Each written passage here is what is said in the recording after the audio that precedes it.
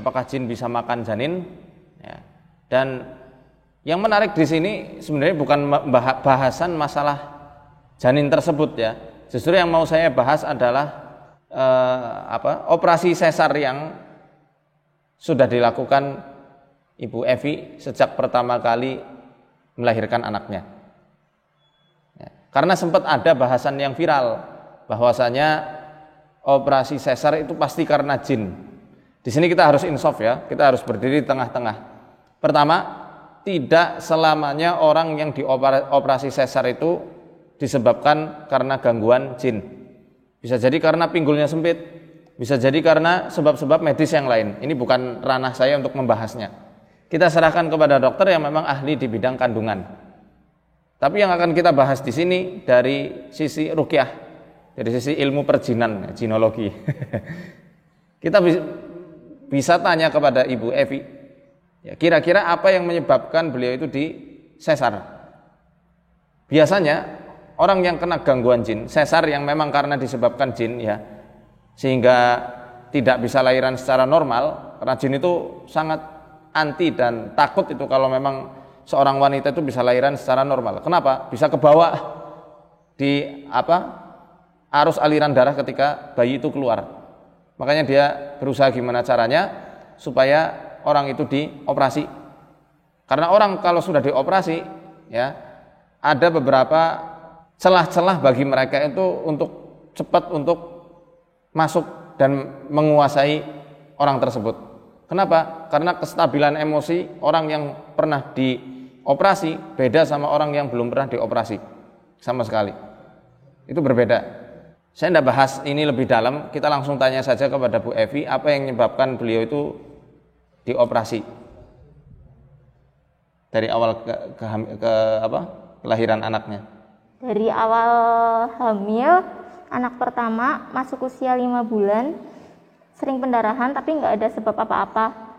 Terus sampai bed rest, mau lahiran juga pendarahan banyak banget, jadinya harus operasi sesar. Nggak ada sebab ya? Nggak ada. Ada mimpi enggak Bu? Mimpi buruk atau apa? Iya. Selama masa-masa mau lahiran itu? Iya, kayak didatengin kakek-kakek. Kayak kakek?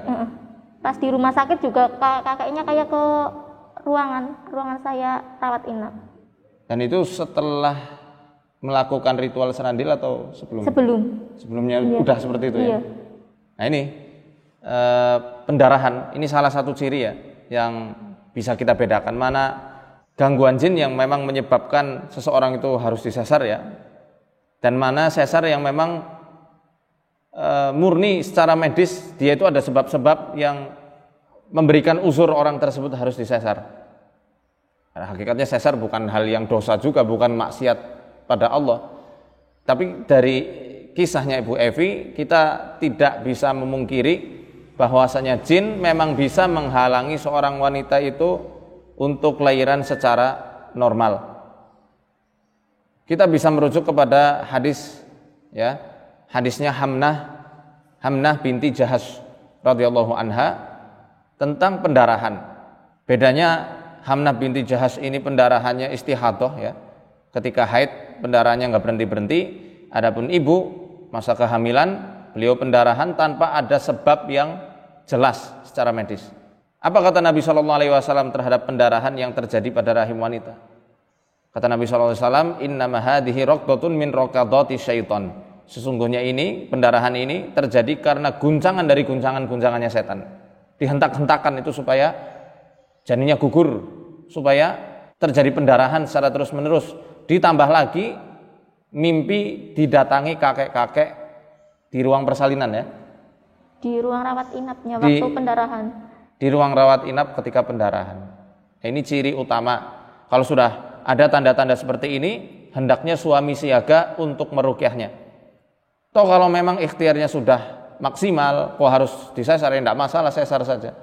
Syukur kalau sudah diruqyah, gangguan itu hilang, bisa lahiran normal, ya alhamdulillah. Kalau tidak, ya ikuti arahan dari ahlinya. Apakah jin bisa makan janin? Ya, itu tadi bahasan masalah sesar, insya Allah sudahlah. Bahasan ketiga, apakah jin ini bisa makan janin? Mereka itu mungkin hanya membahasakan saja. Mereka hanya membahasakan makan, Namun pada hakikatnya yang dimaksud makan di sini adalah dihentakkan supaya janin itu gugur. Karena setan tidak suka manusia itu mempunyai anak keturunan. Kenapa? Memperbanyak umatnya Rasulullah Shallallahu Alaihi Wasallam. Kenapa kau tidak suka? Karena Rasul pernah bersabda, ya, tazawwaju fa inni mukatsirum bikumul umam. Wahai kaumku, hendaknya kalian semua menikah, karena aku kelak di hari kiamat akan membanggakan banyaknya umatku di hadapan nabi-nabi yang lain. Makanya tidak suka si iblis ini, setan, iblis dan para sekutunya, kalau kaum muslimin, ya, muslimin dan muslimat memperbanyak anak keturunannya. Makanya banyak kan gangguan-gangguan yang menyebabkan seseorang itu tidak bisa punya anak. Di antaranya seperti itu. Nggak kepengen umatnya Rasulullah SAW itu banyak. Mungkin cukup 3 poin bahasan ini.